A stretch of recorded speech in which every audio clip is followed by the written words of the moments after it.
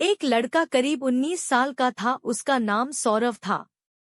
बहुत ही ज्यादा चंचल, थोड़ा होशियार, पढ़ने लिखने में माहिर लड़का था। वह अपनी पढ़ाई गांव से दूर रहकर एक शहर में पढ़ाई करता था।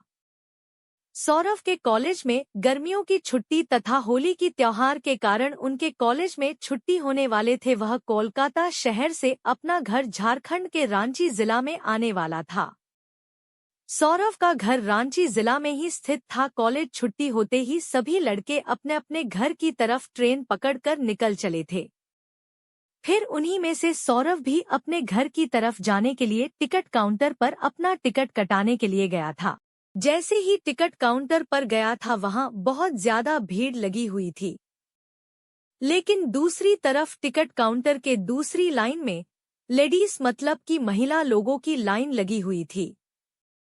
ट्रेन बहुत जल्द ही आने वाली थी, जिसका हमसे सौरभ को भी जल्दी में टिकट कटाने की जरूरत थी है।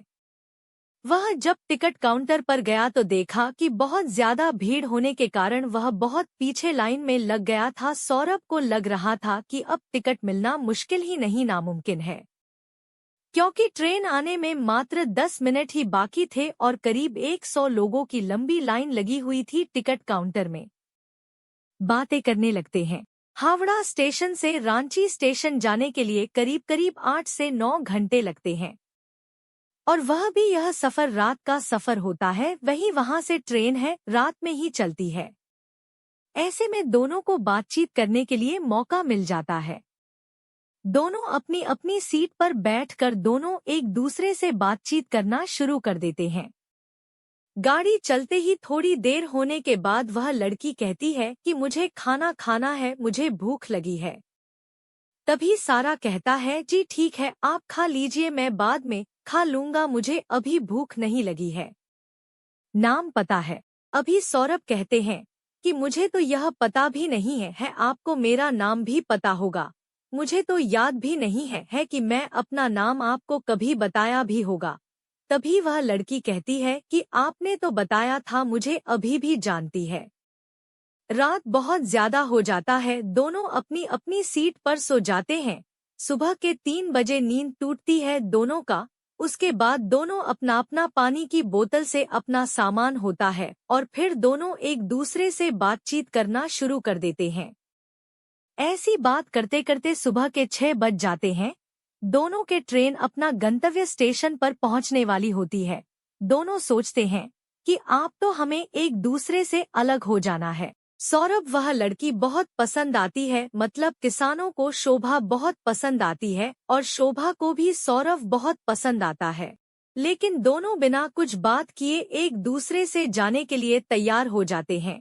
जैसे ही ट्रेन रुकने वाली होती है, वैसे ही लड़की मतलब कि शोभा और सौरभ दोनों अपना अपना भगत का सामान उठाते हैं, अपने घर की तरफ चल देते हैं।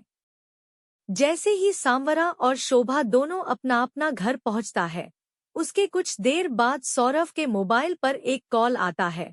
सौरभ अपना मोबाइल से कॉल रिसीव करता है और कहता है कि आप कौन बोल रहे हैं। कभी उधर से आवाज आती है कि मैं शोभा बोल रही हूँ। यह सुनकर सौरभ का मन विचलित हो जाता है और वह खुशी के मारे इधर उधर घूमने लगते हैं।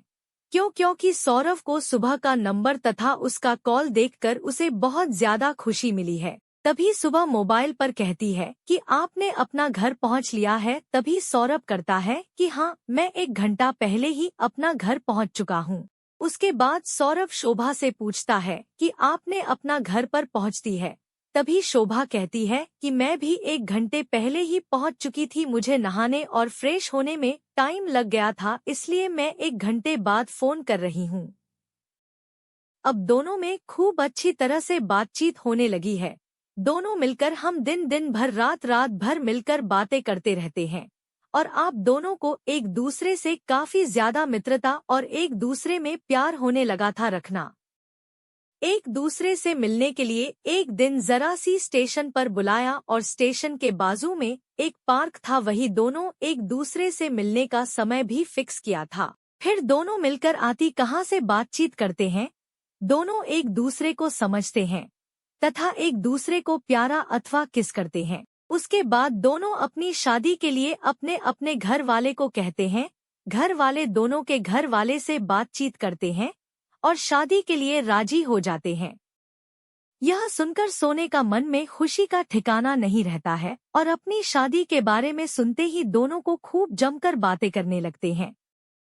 उसके कुछ ही देर बाद दोनों की शादी हो जाती है और फिर दोनों एक दूसरे के साथ उसी तरह सेवा से एक परिवार के साथ रहने लगते हैं।